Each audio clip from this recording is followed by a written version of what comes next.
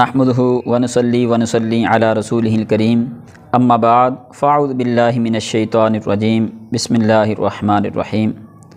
اللہ تبارک و تعالیٰ قرآن پاک میں ارشاد فرماتا ہے اہدنا الصراط المستقیم، ہمیں سیدھے راستے پر چلا۔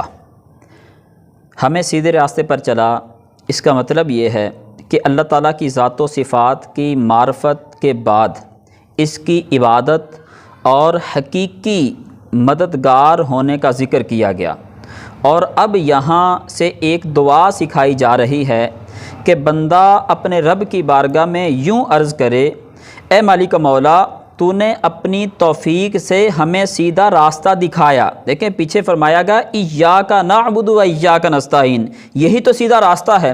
اب سیدھا راستہ دکھانے کے بعد اللہ تبارک و تعالیٰ کی بارگاہ میں بندہ یوں عرض کرے، اے مالک مولا، تو نے ہمیں سیدھا راستہ دکھا دیا، اب اس راستے پر مزید اضافہ فرما، اس راستے پر مزید ہمیں جو ہے وہ ہدایت نصیب فرما۔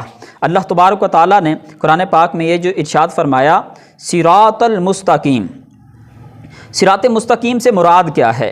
صراط مستقیم سے مراد عقائد کا سیدھا راستہ ہے، جس پر تمام انبیاء کرام علیہم الصلوۃ والسلام چلے اور جس راستے پر صحابہ چلے، یہ سیدھا راستہ ہے، اسلام کا سیدھا راستہ ہے۔ اور اولیاء کرام رحمہم اللہ تعالی علیہم جس پر چلے، یہ ہدایت کا راستہ ہے، یہ سیدھا راستہ ہے۔ جیسا کہ اگلی آیت میں موجود بھی ہے کہ یہ راستہ اہل سنت کا ہے، کہ آج تک اولیاء رحمۃ اللہ تعالی علیہم صرف اسی مسلک اہل سنت پر گزرے ہیں، اور اللہ تعالیٰ نے انہی کے راستے پر چلنے اور انہی کے ساتھ ہونے کا ارشاد فرمایا۔ اور اللہ تبارک و تعالیٰ قرآن پاک میں ارشاد فرماتا ہے یا ایھا الذین آمنوا اتقوا اللہ وکونوا مع الصادقین، اے ایمان والو اللہ سے ڈرو اور سچوں کے ساتھ ہو جاؤ۔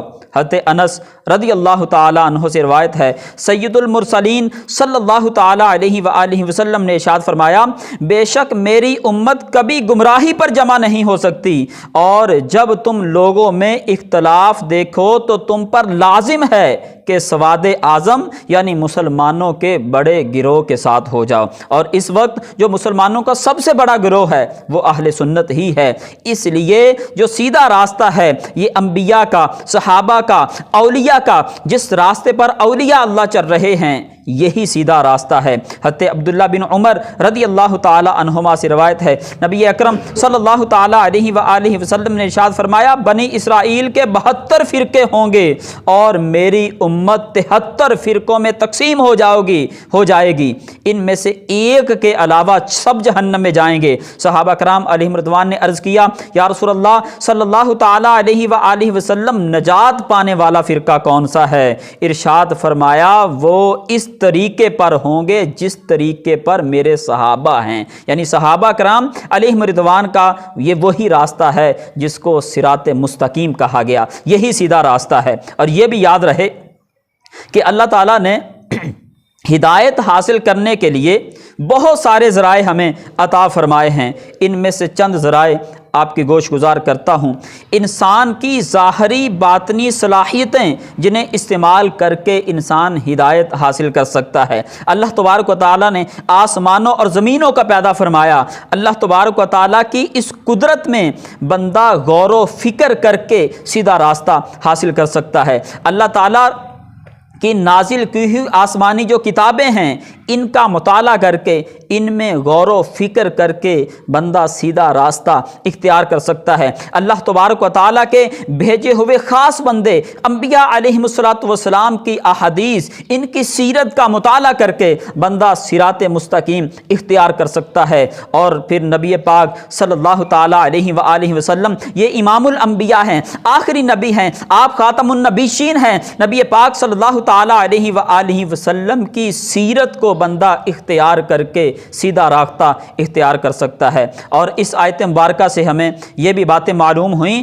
کہ ہر مسلمان کو اللہ تعالیٰ نے سیدھے راستے پر ثابت قدمی کی دعا یہ سکھائی ہے، کیونکہ سیدھا راستہ یہ منزل مقصود تک پہنچا دیتا ہے اور ٹیڑھا راستہ مقصود تک نہیں پہنچاتا۔ اللہ تعالیٰ ارشاد فرماتا ہے، عقل والے اس طرح دعا مانگتے ہیں، ربنا لا تزغ قلوبنا قلوبنا بعد اذ ہدیتنا وہب لنا من لدنک رحمہ انک انت الوہاب۔ یہ سیدھے راستے پر ثابت قدمی کی خود خالق کائنات ہمیں دعا سکھا رہا ہے کہ اے رب عز و جل تو نے ہمیں ہدایت عطا فرمائی، اس کے بعد ہمارے دلوں کو ٹیڑھا نہ کرنا، ہمیں اپنے پاس سے رحمت عطا فرما، بے شک تو بڑا عطا فرمانے والا ہے۔ اور حضرت انس رضی اللہ تعالیٰ عنہ فرماتے ہیں حضور صلی اللہ تعالیٰ علیہ وآلہ وسلم کثرت سے یہ دعا مانگا کرتے تھے، ربنا لا تزغ قلوبنا بعد اذ ہدیتنا وہب لنا من لدنک رحمہ انک انت الوہاب۔ اور خاص طور پہ یہ ماہ رمضان کا مہینہ ہے،